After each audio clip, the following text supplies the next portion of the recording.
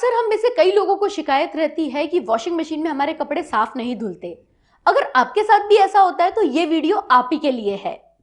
Hello everyone, मैं हूं स्वाति और आज हम बात करेंगे हमारी फुल्ली ऑटोमेटिक वॉशिंग मशीन, फिर चाहे वो टॉप लोड हो या फ्रंट लोड, इसे हम इफेक्टिवली कैसे यूज करें कि हमें हमारे कपड़े हमेशा साफ और चमचमाते हुए मिले। तो बिना देरी किए शुरू करते हैं आज का वीडियो। सबसे पहले और मोस्ट इंपॉर्टेंट स्टेप है मशीन के साथ आए हुए मैनुअल को ध्यान से पढ़ना, क्योंकि हर मशीन अलग होती है और उसका ऑपरेशन भी अलग होता है, जिसे हम मैनुअल को पढ़कर ही समझ सकते हैं और उसकी बेटर परफॉर्मेंस के लिए अच्छे से सेटिंग कर सकते हैं। साथ ही ये फुल्ली ऑटोमेटिक मशीन है, इसलिए कई बार इनमें एरर्स भी आ जाती है जिन्हें आप मैनुअल को पढ़कर ही रेक्टिफाई कर सकते हैं। इसीलिए अपने मैनुअल को जरूर संभाल कर रखिए। हाँ, अगर आपने नई वॉशिंग मशीन खरीदी है तो मशीन को इंस्टॉल करने के लिए कंपनी की तरफ से जो टेक्नीशियन आते हैं उनसे डेमो में अच्छे से समझ लीजिए और जो भी आपकी क्वेरी है उनसे क्लियर जरूर कर ले। मशीन में कपड़े वॉश करने से पहले अपने सभी कपड़ों को अलग अलग कैटेगरीज में सॉर्ट जरूर कर लीजिए। जैसे व्हाइट्स के लिए अलग, डेलिकेट कपड़े जैसे वूलन, सिल्क, उनके लिए अलग साइकिल लगाइए, क्योंकि डेलिकेट कपड़ों के लिए हमें जो वाटर टेम्परेचर होता है वो नॉर्मल चाहिए और आरपीएम थोड़ा कम। सिमिलरली अगर बेडिंग्स है या हैवी जो कपड़े हैं उनके लिए हमें ज्यादा आरपीएम चाहिए होता है और वाटर टेम्परेचर भी ज्यादा। इन्हीं स्पेसिफिक पॉइंटर्स को लेकर हर साइकिल की सेटिंग डिजाइंड होती है। आपके कपड़े कितने गंदे हैं इस पर भी डिपेंड करता है। अगर आप डेली यूज वाले कपड़े लगा रहे हैं तो क्विक वॉश साइकिल लगा लीजिए, या फिर अगर आप बहुत ज्यादा गंदे कपड़े लगा रहे हैं तो हेवीली सॉइल्ड वाले ऑप्शन को ऑप्ट कर सकते हैं।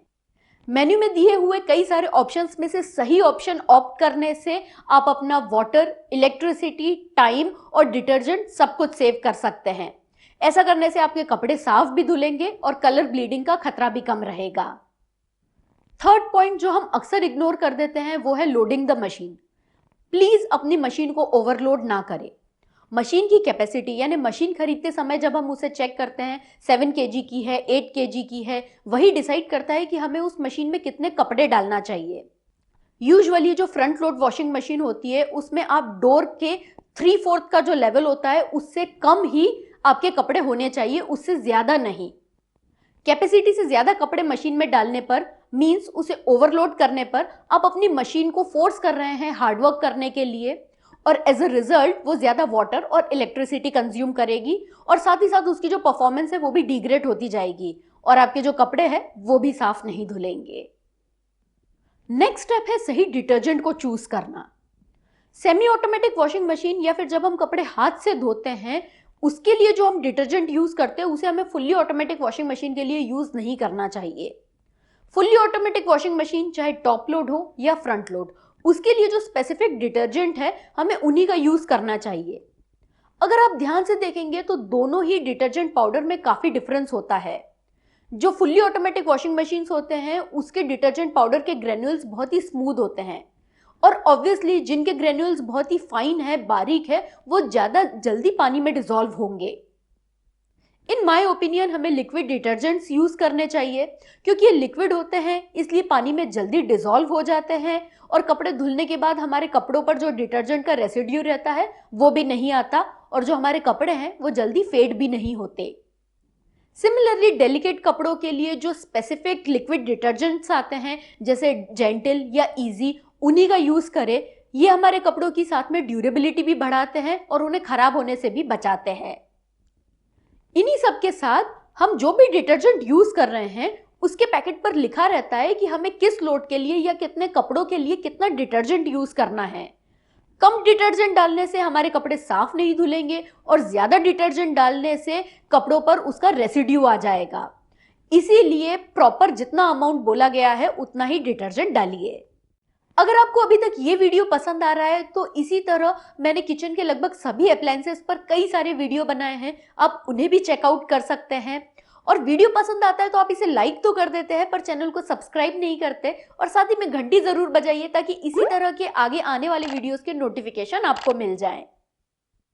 हर मशीन में मेन्यू दिया रहता है और उसमें अलग अलग साइकिल डिफाइंड रहती है।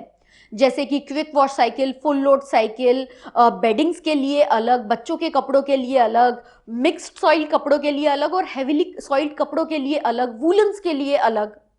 इसीलिए अपने कपड़ों को सॉर्ट जरूर कीजिए ताकि आप अपने कपड़ों के अकॉर्डिंग सही साइकिल का चूज कर सके।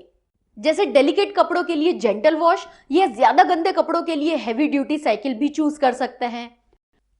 आपके कपड़े कितने गंदे हैं और फैब्रिक के अकॉर्डिंग ही टेम्परेचर को सेट करें। अगर रिक्वायरमेंट नहीं है तो अननेसेसरी टेम्परेचर को राइज ना करें, क्योंकि मशीन को एक पर्टिकुलर टेम्परेचर तक पहुंचने के लिए ज्यादा पावर और टाइम लगता है, जिससे ज्यादा इलेक्ट्रिसिटी कंज्यूम होती है।